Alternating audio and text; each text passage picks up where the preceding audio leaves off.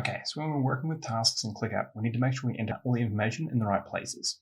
Now, this can change a lot depending on how your account has been set up. So if your admins do have specific guidance, please do use that. This video will give you a general idea of where things should go normally. And in most cases, most setups will kind of go along with this. So first of all, whenever we're entering information into ClickUp, we need to make sure we have the right task or subtask. So obviously that means finding the right task, or if we're creating a new one, giving it a really clear name. We need clear names so that later on we can tell tasks apart. This is especially important if we start using something like search, where if we just type in we're trying to look for a task, we might find that we have a bunch of duplicates, and that becomes really difficult to see which one is the one we actually want. Here you can see it does give you an idea of where that task is, and that can help. But if you do have a lot of duplicates, it's going to start to be hard to find the right one. Oftentimes you'll have multiple lists that are like for the same jobs, like graphic design for customer A, graphic design for customer B, and they might have the same tasks within them, which does make it a little bit difficult because you are likely to have a lot of the same tasks. If you can avoid that, that's good. If you can't avoid it, just make sure at least the folders and lists are really clearly named so people can see where the task is in that those breadcrumbs to really accurately understand if this is the task they want or not. Okay, so clear names and avoid duplicates where possible.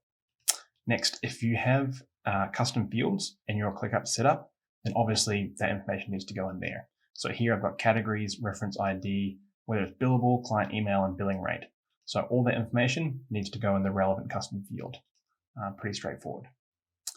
For talking about what the task is, what needs to be done, and how to do it, that should go in the task description. It's the best place for that. It's a long text field. You can use formatting like bolding it, as well as things like bulleted lists. So if we go hyphen space, that's markdown, it'll give us a bulleted list, or we can go / and then either num for numeric list or UL for bulleted list. That'll give us the same thing. So to be really clear about what needs to be done and how to do it, if you want to kind of go into that level of depth, description is the best place for it. Next, all the basic fields should be the places that contain that information. So for example, if we want to show what status a task is in, we should always use the status field. Now we could put it in the name and kind of keep updating it, but that will make it harder to report on. By putting it in the actual relevant field, it makes it really easy to filter on that information. So always use the relevant field, status for status, assignee for assignees, due date and start date for those due date and start date. If you have questions or discussion or requests from other staff members, those should go in comments. So as a best practice, always mention the person that you're going to talk to so that they definitely get a notification for it and realize that that is directed at them. So here I'll make a request of Sam. If it's something for them to do, you can also assign that comment to them. So that is the correct place for any questions, discussion, and requests. You can also use comments though for time-stamped notes. So let's say we made a decision about this task. We decided that we're going to do it one way rather than another way, or we decided that something was out of scope. Then we can simply enter that. We don't need to mention anyone here, but we'll get a timestamp of when that was posted and also who by. So that way we can kind of have information on this task that we can come back to later and see what did we decide, when did we decide it. We can even add like a description of why we decided that. So as an overarching rule, any communication or information about a task should be in this task. So all task-based communication and information is here. If it's not task-based, so this might be kind of, we're talking about changing our processes, or we're talking about, the company lunch we're going to have on Friday. That stuff should not be in tasks. So that could be put in a chat view. We'll cover these a little bit later. And this is just kind of like a conversation that can be had, and it's at this list level. And you can create views at any level, so you can create at the space level as well. So either in a chat view or just outside of ClickUp. If you've got Slack or if you use email, you can use those things for non-task-based communication, but never use them for task-based communication. If you have information about this task and it's somewhere in email or in Slack, people are going to miss it when they come back and look at it.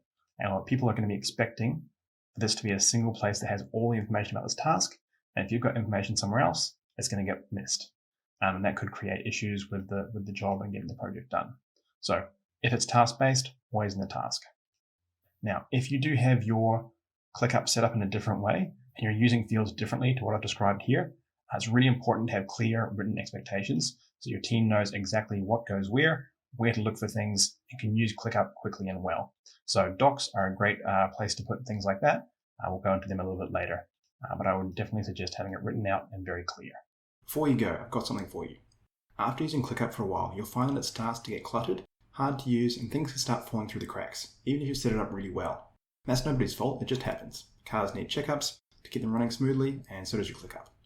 What I have for you is the instruction manual on how. It's called the ClickUp Checkup, and it's a checklist of the things you need to do every 1 to 3 months that will prevent a whole swath of issues that start cropping up after you've been using ClickUp for about a year or so, sometimes sooner. So with it is a training video where I go through each of the checks myself so you can see exactly how I do it and why.